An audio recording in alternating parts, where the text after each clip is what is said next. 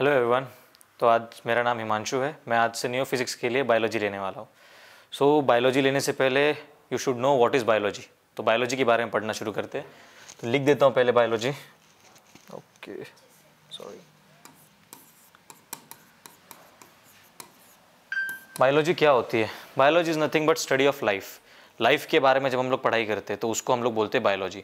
किसकी लाइफ के बारे में? बहुत सारी चीज़ों की लाइफ के बारे में। माइक्रो ऑर्गेनिजम्स, इंसान, ह्यूमंस, एनिमल्स, सब कुछ, सबके लाइफ के बारे में पढ़ाई करना is nothing but biology. But सबसे इंपॉर्टेंट पार्ट है प्लांट्स के बारे में पढ़ाई करना। तो प्लांट्स की पढ़ाई को हम लोग बोलते हैं बॉटनी।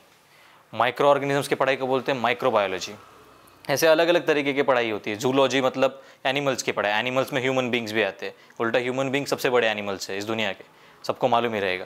बिकॉज बायोलॉजी पढ़ने के बाद हमारे अंदर एक खूबी आती है, वो है ह्यूमैनिटी जगती है। क्योंकि हमें पता चलता है कि प्लांट्स को किस तरीके से सेफ रखना है, एनिमल्स को कैसे सेफ रखना है, किस तरीके से ये दुनिया चलती है, ये अर्थ कैसे चल रहा है, ये सारी चीज़ें हमें बायोलॉजी ही सिखाता है। तो बायोलॉजी पढ़ना सिर्फ 12th 11th के लिए इंपॉर्टेंट नहीं है, अपनी लाइफ के लिए भी बायोलॉजी पढ़ना हमें चाहिए।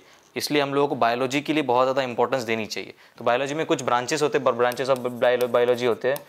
तो ब्रांचेस ऑफ बायोलॉजी में बता देता तुम लोगों को क्या होते हैं।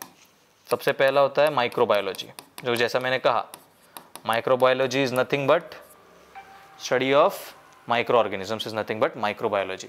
Second is zoology. जूलॉजी क्या रहता है? स्टडी ऑफ एनिमल्स, इसको बोलते हैं हम लोग zoology. Third is botany. Botany is nothing but study of plants, जो सबसे इंपॉर्टेंट है। बॉटनी इज वेरी इंपॉर्टेंट क्योंकि ये प्लांट्स हमें ऑक्सीजन देते हैं, हम जैसे सब जानते हैं। तो वो उसके लिए हमें पढ़ना बहुत ज़रूरी है, क्योंकि प्लांट्स को सेफ रखना इज़ आवर रिस्पॉन्सिबिलिटी। फिर ये तीन चीज़ तो है ही, जेनेटिक्स और इकोलॉजी, ये दोनों भी ब्रांचेस है। बट जेनेटिक्स ये सारे ह्यूमन बींग्स के अंदर आता है। कहाँ से आता है? डीएनए से आता